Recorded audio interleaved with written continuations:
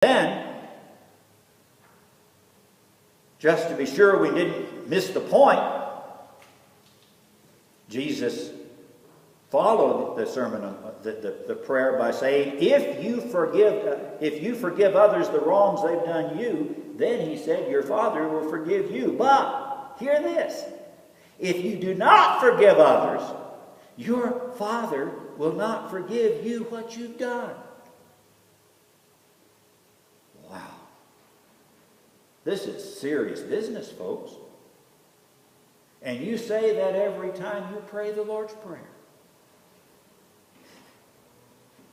Jesus laid out clearly for us the kind of judgment that is condemned. Judgment that is premature or that is unloving.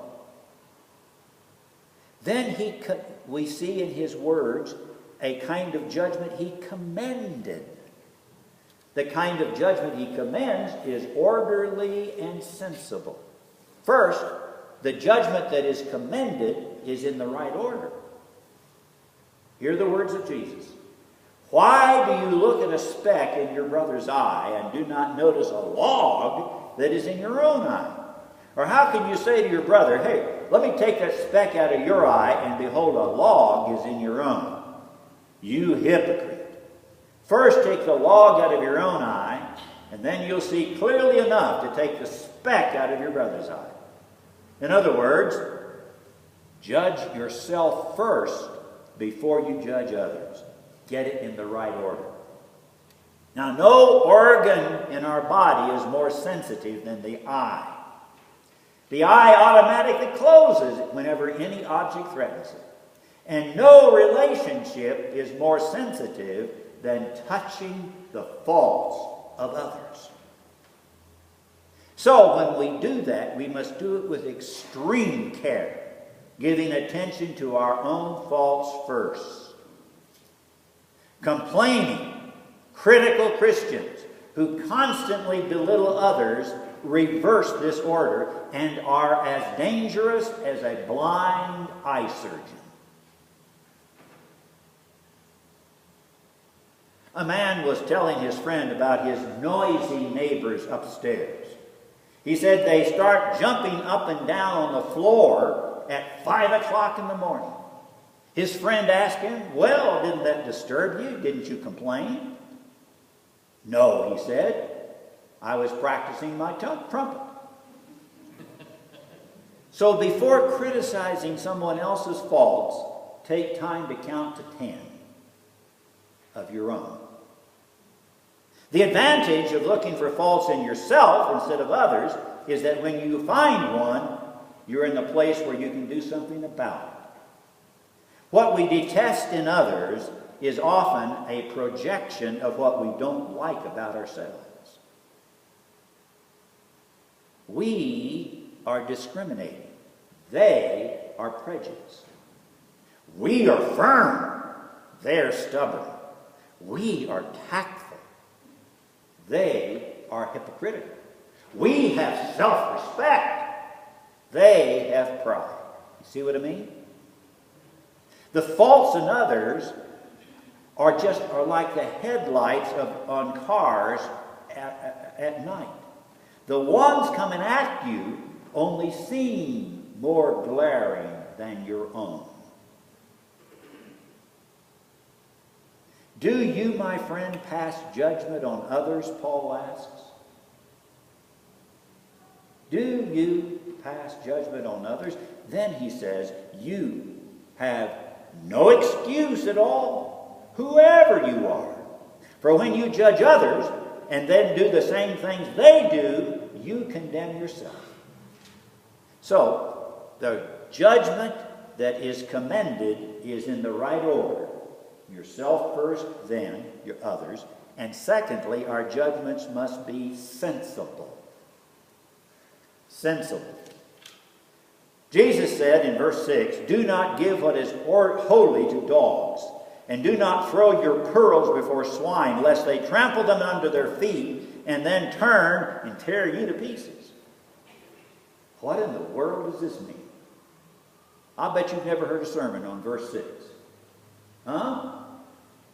No, I kind of doubt it. What is Jesus saying? There's been at least 3 different interpretations. I'll give all 3 to you.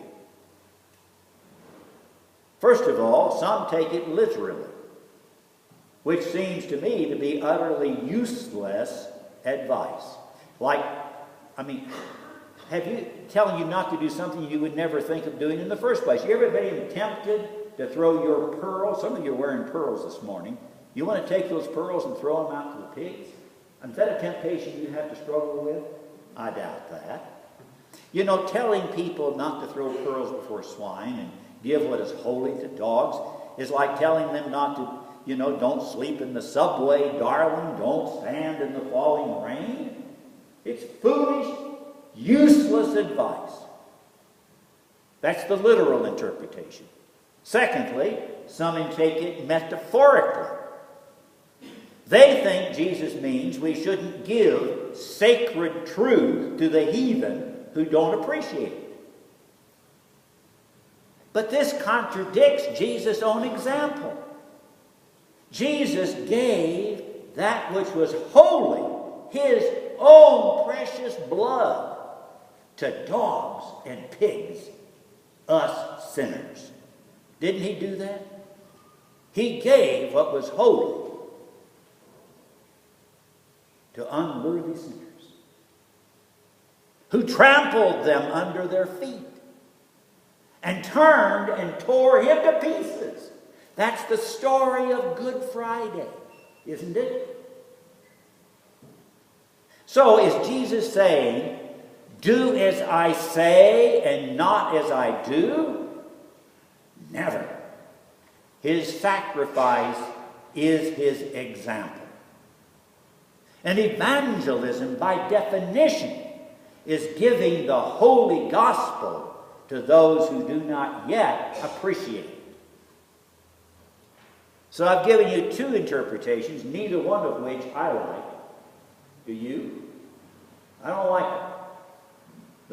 The literal or the metaphorical. I don't like either one. There's a 3rd interpretation, and it can be interpreted humorously. People forget that Jesus had a sense of humor. It just gets lost in translation, I think. And interpreted humorously, this has something important to say that we need to hear. Because having gotten his disciples laughing about the guy with a log in his eye offering to remove the speck in his buddy's eye, having gotten his disciples to laughing at that silly image, then Jesus continues to use comic exaggeration to make the point that although we shouldn't be judgmental, neither should we be stupid about it. Martin Luther made the same point with a fable. He said a lion made a great feast in which he invited all the animals in the woods to come. And when the pig arrived, he looked at the sumptuous feast before them and snorted, "What? Have you no slop?"